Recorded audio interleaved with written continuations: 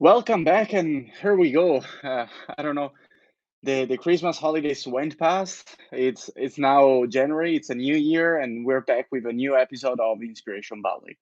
The guest that we have here today again is Silvia Veronese. Silvia, good morning, and welcome here. Welcome in this space of sharing, I guess. Yes, good morning, good evening, everybody, wherever you are. It's good morning for me. I It's am. 7 a.m., right? It's like just over 8 a.m. now. Yes, it's 8 a.m. here in California. I'm in the Bay Area, very close to Palo Alto and San Francisco. It's a really nice place. I mean, there's the problem of the time shift, but at the same time, I think you enjoy your time better there Yes. than here.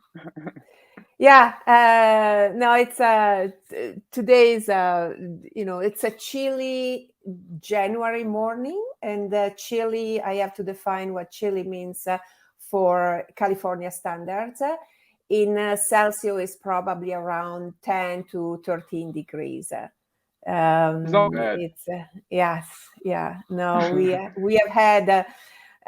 Interestingly, we have had a couple of weeks of really bad weather with tons of snow in the mountains. And now where I live, we don't get snow, but up in the mountains in the Sierra Nevada, we got something like 4 meters of snow in just one snowstorm. Which was great because it replenish the water resources that are usually very, very strained in California. So we hope for more snow. I'm a skier, so I hope the season will continue beyond January. Let's see. The really nice thing of the digital world is the fact that it allows us to connect between countries, and different people can connect all together. I'm connected from Edinburgh, you're connected from California, and probably most of the people who are following us are watching us from Italy, which is Yes. which is amazing. I think. Absolutely. I think the COVID. Was one of the positive things, if you can say that, of the pandemic, is that it's really forced us to become more digital, to figure out ways to connect and communicate remotely. I personally have been working from home. What you see in the background here is my home office. I've been working from home for over 2 years now. I think the last time I went to a physical office was a couple of years ago. And this trend is to remain for those, of course, who are lucky enough to be able to do that. But most people who are in tech jobs and can work in front of a computer can do it now from anywhere, essentially. How much did it take for you to go to your office, and when you were going to the office? How long was the commute? Well, for those of you who may not be very, very familiar with Silicon Valley is a stretch of land that starts pretty much in San Francisco and goes down to past the San Jose, which is the other big city. And it's approximately, overall, 50, 60 miles. And it's narrow and long. So all the traffic, it's on this highway called 101.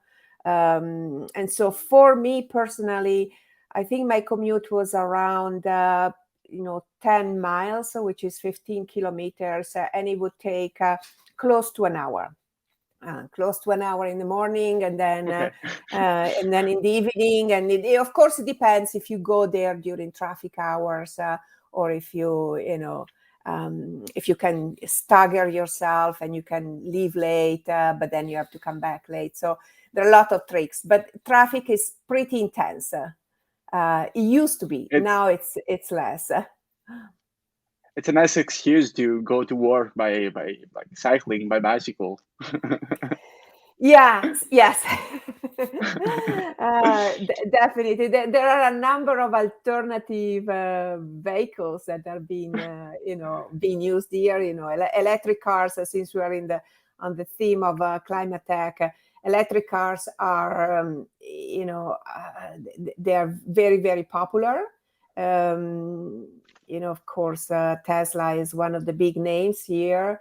There are special lanes for vehicles that have low emissions, so electric vehicles, as well as vehicles that are occupied by more than one person. I haven't used my bike to go to work. I have to be honest. I'm still on a smaller range with my bike, but definitely that's one of the goals. Maybe it's a 2022 goal. But you're lucky enough because now you work from home, so you don't have to go to the office. So it's like a really, really, really close range now, I guess. You can go by walk. Yes, absolutely. So, yeah, a lot of, California is very, I think it's one of the countries that has been, one of the states that has been greatly, greatly affected by, climate changes, and people are they're very aware. So they're trying to find, every possible way to either save on water or save on transportation, save on emissions. So, awareness is growing, and it's great. I mean, that's what we need. Yeah, I wanted to start talking about transportation because first of all, I want you to say who you are and what you do in your life, and explain why we're talking about climate change and sustainability and so on. Yeah, so I'm of course Italian. Everybody can tell from the accent. Even though I've been in California for what, 20 plus years now. So I grew up in northern Italy, did all my studies there, and then I had this opportunity to come to the States, and more specifically to be in New York. My background is in mathematics. It's applied mathematics to a certain type of large scale problems. And I had this, just out of school, I started working in Italy, and I had this great opportunity to come to the States, and I just, embraced the opportunity without asking too many details. And then it was, it's history. So I've been working in the field of what we call deep tech for a number of years. First, I was actually at the university. I was doing research. I was a professor at the university. I did, conduct research, and I taught for several years in this area that now is called, big data, large scale computing. Essentially with the paradigm is you can collect large data set to do simulations, and then you have computing power that can effectively help you do this, extract these models, these analytical models. So and I did that in really different areas that span from biomedical engineering to environmental science to more computer science focused applications. For example, the team I work with in my first was a postdoctoral position, with the one I had in New York. We were the first one to build a parallel computer. So, at that time was a big thing. The ability to interconnect multiple processors with a shared memory, and that allowed to scale up the number of parallel concurrent computation you could do. I arrived in California in 2000 because I started a company, a company which focused on network congestion. The big problem at that time was the congestion and slowness of loading websites. If you could have your website up and operational with a certain response time, you were getting more traffic, and this was the early stage of companies like Yahoo, for example. So the race was to shave that milliseconds or portion of a second that would make you more competitive. So we developed an appliance, a combination of hardware and software, which strategically positioned within a data center in the network would accelerate traffic. Great experience.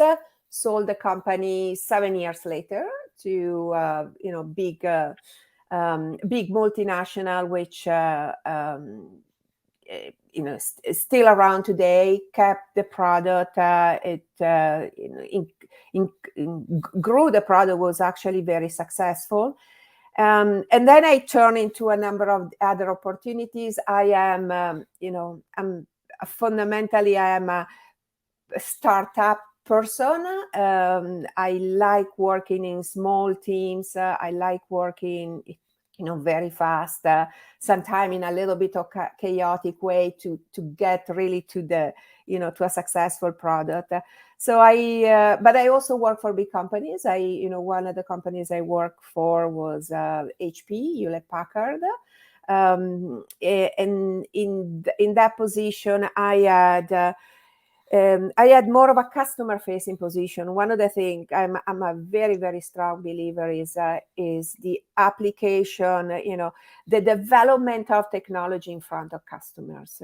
We tend to forget who's using our product. We tend to forget to get early feedback, and that's why a lot of products are great.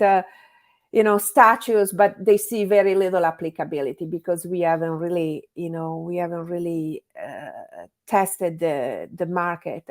So my role at HP was really to take emerging technologies and work very, very, very closely with customers in shaping the product, shaping the feature of the product, the usability of the product, the service of the product.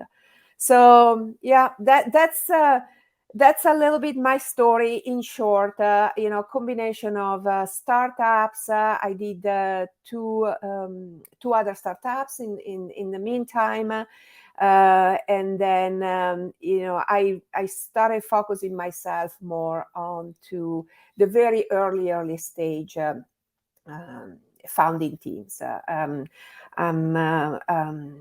I see a lot of potential, as you know. The Silicon Valley is the source is number one in terms of fundings for venture capital funding, followed by other locations in the US, China today. But essentially, this is where the movement of from investment to early stage startup happens. And early stage startup is nothing but usually two founders, one who has more business skill, the other has more technical skills, who have an idea, passion, and the perseverance to really focus and bring their idea to market. And now what do you do? Why are we talking about climate change and sustainability? So we're talking and how about. did you get like on your personal point of view? How did I get there? I think it's a combination of factor. Personally, having worked in the space of big data and analytics, I don't think there is a most important problem today to solve than the problem of understanding, the data that this planet gives us and how to effectively manage and help sustaining life, sustaining biology sustaining the environment. In San Francisco, in the Bay Area, we were greatly affected by a number of natural events. And maybe, Michele, I just want to share with this community a very short video that was taken less than a couple of years ago in September. So if Absolutely. Let me find it, and I'll share it with the audience. Yeah, this video was taken around during the day. It was taken, I think, around 2:00 in a city that usually has a bright blue sky, and we seldom have clouds here. The climate is close to be perfect, and it was a shock for everybody. It was a day that everybody here remember. I know the pictures have also been circulated through the different medias.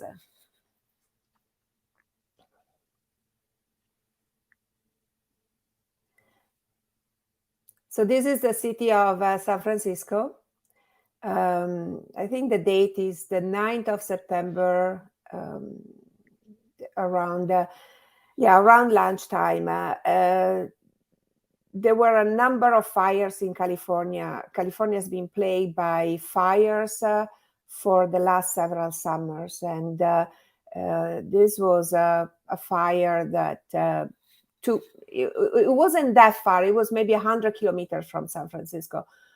But the climatic conditions, the wind and the cloud just covered pretty much the entire Silicon Valley. It was a shock clearly for everybody. California, we have gone through, and honestly, I know it's going to happen again this summer. We have a number of fires that are mostly caused by natural causes. We have pretty much an ongoing water drought. Consumption of water is being limited. A lot of people have this concept and think about California as a green state, very lush. The coast it's green, but the coast is only a few miles inland from the ocean. The rest of California tends to be much drier. So I think it was a wake up moment for a lot of us, and and for me also in particular, to see how I can apply my expertise, my experience to a problem, to a bigger problem that has a social and environmental impact.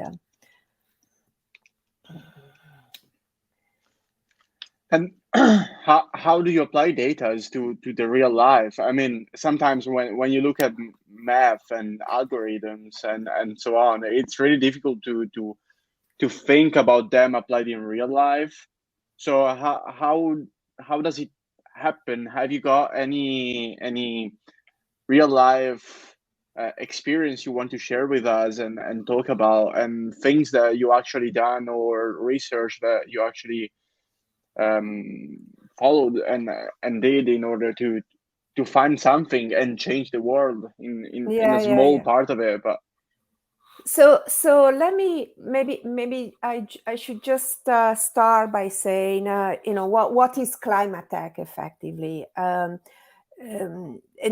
we need to roll back to around 2005 and 2006 when another word was being used. The word was Cleantech. So at that time, we saw a number of companies emerging, companies that were working in the area of clean technologies. That's transportation is a particular case, electric cars. So clean tech was a sector that pretty much between 2006 and 2011 was booming. From an investment perspective, it didn't turn out too well. The Cleantech Boom, so venture capitalists plow something like $25 billion into venture money. But they roughly lost half of that amount. So throughout the 2010s, in those years, the investment really decreased. What we talk about today and why, what do we find out of this? We have to look at Clima-Tech as a broader set of sectors. The biggest challenge, the main challenge of Clima-Tech is to decarbonize the global economy. So not only in the energy field, which is, it's very apparent, but also in many other sectors. So this goal of reaching net zero emission by 2050, several hundred and plus countries have committed to. So when we talk about climate tech, we talk about advancement in energy, in the built environment, in mobility and transportation, in the heavy industry, so manufacturing and chemicals, in the food production, and in the utilization of land. So energy is effectively probably it is the largest area of investment today. Renewable energies. I think Italy has done a great job because a lot of, yes, we do still have a lot of fossil fuel based energy, but in Italy we have hydroelectric energy. We're starting, we're making progress with wind energy and solar, and the same thing as it's happening here in California. California has this beautiful weather. I mean, we have probably 6+ months in summer with not a single drop of rain, which is not not something to be proud of, but the sun is shining. So nothing is better than a solar panel to offset some of the of your energy consumption. So there are investment in solar, starting from the more traditional solar panels, which we all know, all the way to technologies that are now being developed to embed solar panels into tiles, the roof tiles, to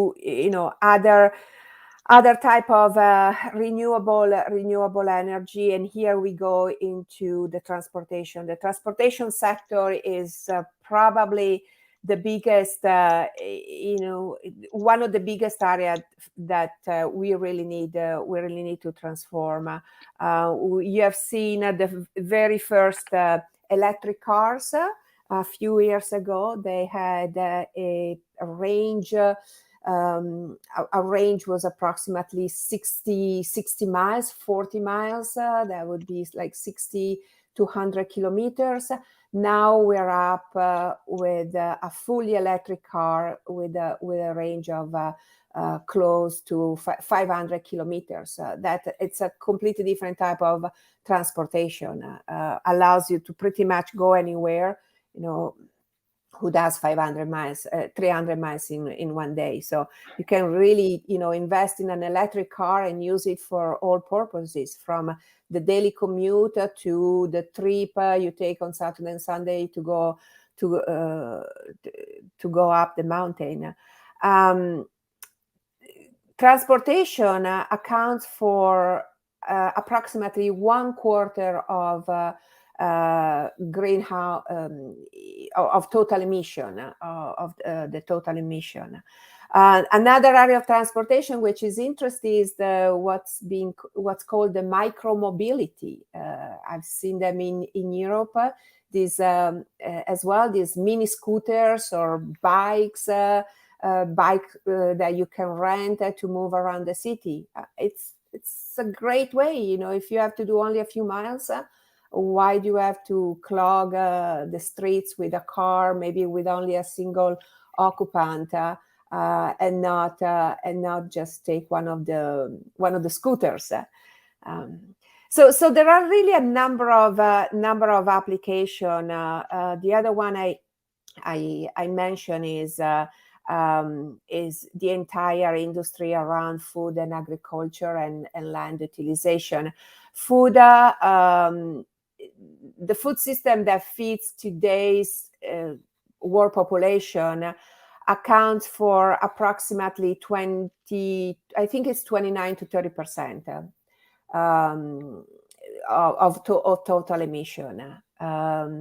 There have been early companies that have entered this space. Some of them are perhaps less known in Europe. Here there is a big debate about meat consumption, for example. Meat consumption because the animals, they need a lot of space, they need a lot of water to grow. So there are studies on alternative type of proteins. Some, may not be to our palate, but because they come from, plant sources or maybe smaller insect. I think we all seen the stories of insect food providing proteins. But essentially, what we need to do there is to really go more with precision farming, precision cultures. Vertical farms is something that we talk a lot. It's a big area of investment. Green walls, we see them. I've seen them in Italy as well. Green walls, they allow to it's a natural installation for a house. Rooftops. I'm working with a wonderful founder and a very early stage startup who's revolutionizing the way commercial buildings lower their emission. And the solution, one of the solutions proposed is to really cover the rooftop with not only with material that is sustainable, but also material that can absorb carbon. So through some really smart agriculture. So a number of different applications. One thing that many people struggle to understand is the fact that change in sustainability doesn't really happen with one single thing saving the world from the final crash. It's a list of small things that in itself they make a really irrelevant shift, but altogether they then generate a comeback, results, and so on. You were talking about web pages having struggles to be loaded, and if we think about web pages 10 years ago, it used to take minutes to load a website, and to load something like Netflix would have taken ages, probably an hour just to load the homepage of Netflix. But nowadays, with all the improvements that you did and other companies did and all the people did in order to improve of a millisecond of a short time period altogether, then now we are able to watch Netflix whenever with our phone. So like connected by mobile without even having a Wi-Fi at home or anything. So some people, I think they struggle to understand the power of small changes I don't know, many people complain about electric cars because gas is still used in order to produce the electricity that goes into the electric cars. But the electricity produced in electric plants is produced in a way more efficient way. So if you can save 10% of the gas, of the petrol, of what else you use to produce electricity, then you did a 10% better. It's still an improvement. And from Yes. there, you can just work and get better until you have a final word with all sustainable energy and zero CO2 emissions, I guess. Yes, absolutely, absolutely. So I want to, I want to share one data point. Research studies have estimated that we need an investment of $1.6 trillion every year until 2050 to really put the planet on the right climate trajectory. Today, our consumption of natural resources would require 1.7 Earths. So would require almost two planets for the consumptions we do we use today. Out of this 1.6 trillion, today we're only spending and investing 20% of that. So we are not, we're going in the right direction. A lot of these technologies are emerging technologies, but we need to keep pushing. Absolutely, we need to keep pushing. And the way one has to look at this, and that's why I'm so passionate about connecting the deep tech part, the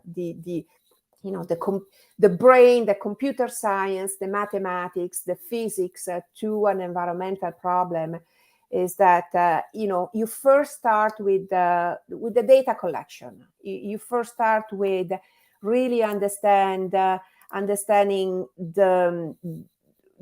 data generation part. So there are a number of startups, and several of them are actually in Italy, have headquarters in Italy. The focus on collecting data, improving the data collection, which mostly comes from a satellite, a combination of data feeds from regular traditional satellites, nano satellites, which is another emerging and very powerful technology. So understanding the coverage, the canopies, understanding the land, understanding the thermal signature of the land. Because what is the problem here? The problem is that developed nations like Western Europe, like the United States, Canada, are carbon emitters. So we pollute more than what we should. On the other side, you have regions that are less developed, like certain region in the Amazon, classical example, Africa, where the sources of where forest land that can offset carbon exist. So how do you match the two?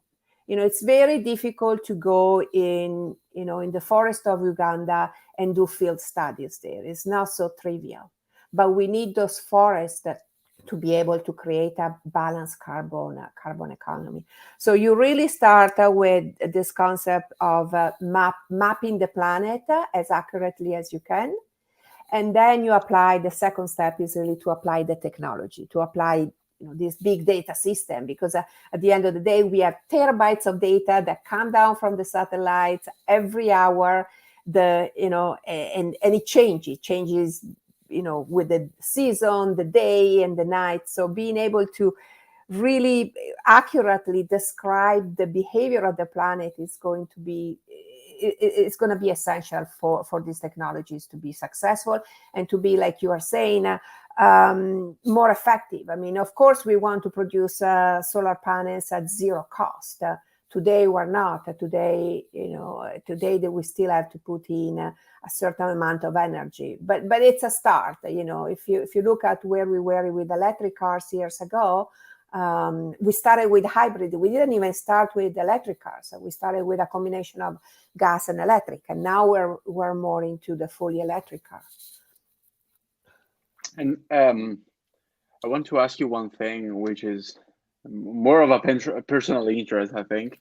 Have you ever tried, or someone has ever tried to calculate what's the best diet for, like, sustainability wise? Because I was reading many articles about the whole meat production process that produces a lot of waste and so on. But at the same time, the production of avocados, for example, over there in California, is one of the reasons, or it's believed to be one of the reasons, why there is such a shortage of water. So what's the best way to go?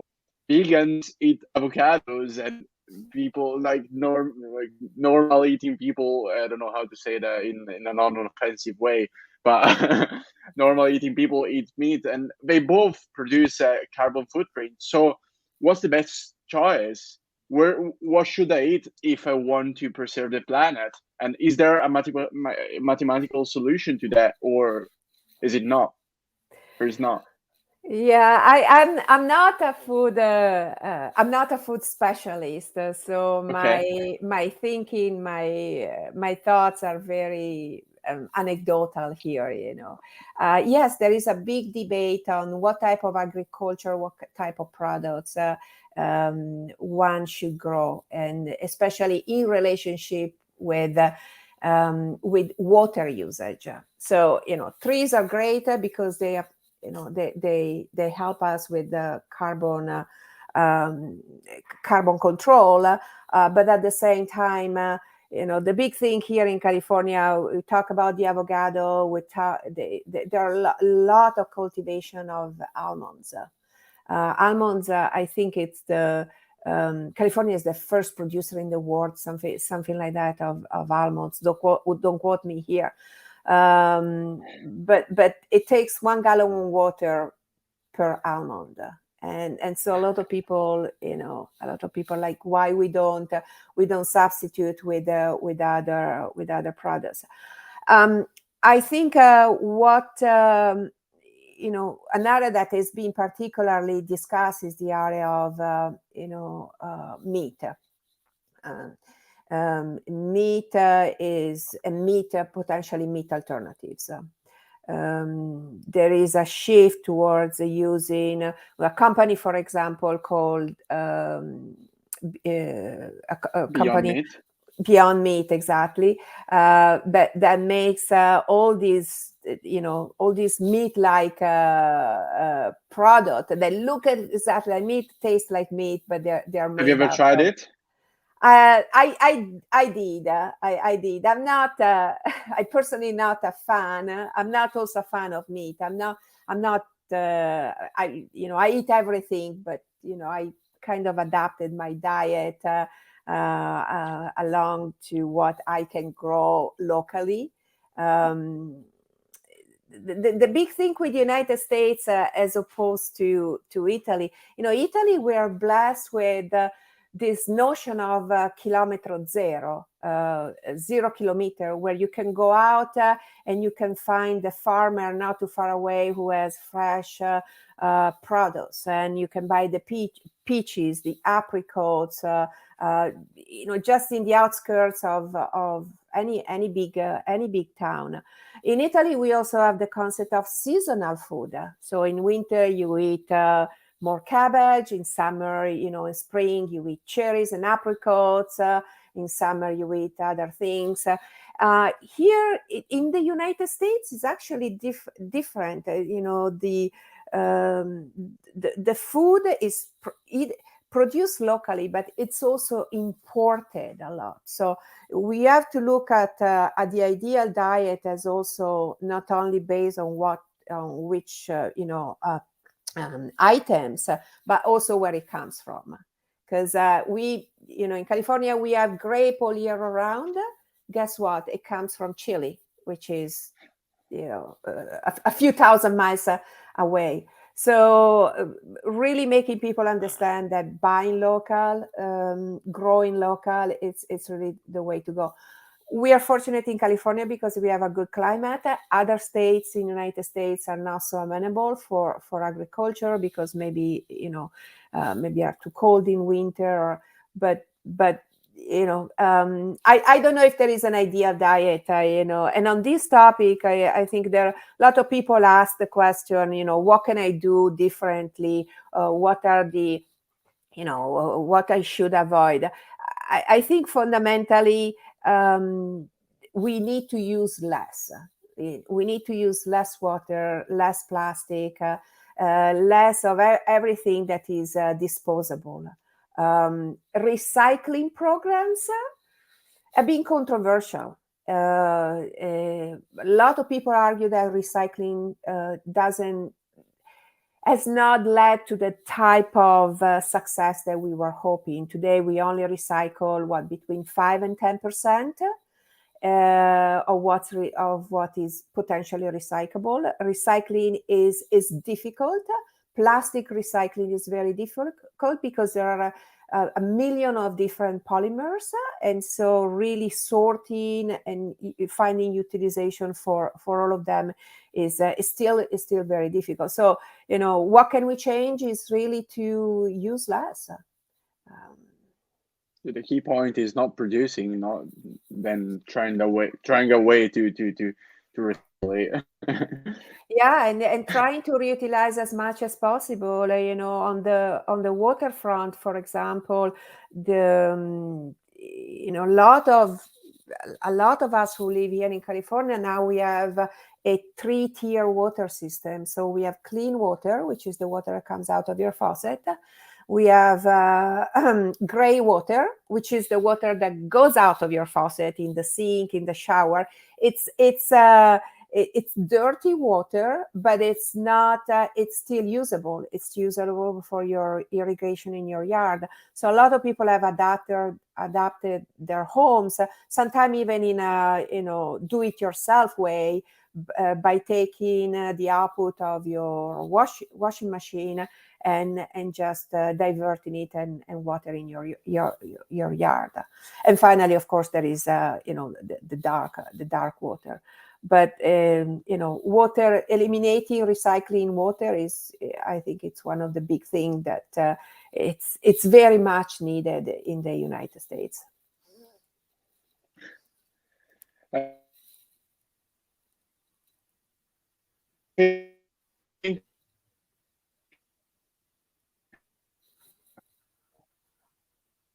I think you lost me. Yeah, I lost you. Try again. Okay. Sorry. So my internet connection today is not really stable, so it's like going up and down. I've got signals appearing telling me that it's not really going well. But where do you think all of this is going? I mean, will we find a solution? Is the evolution of technology fast enough in order to find a solution on time? Do we have a mathematical algorithm in order to calculate this? Well,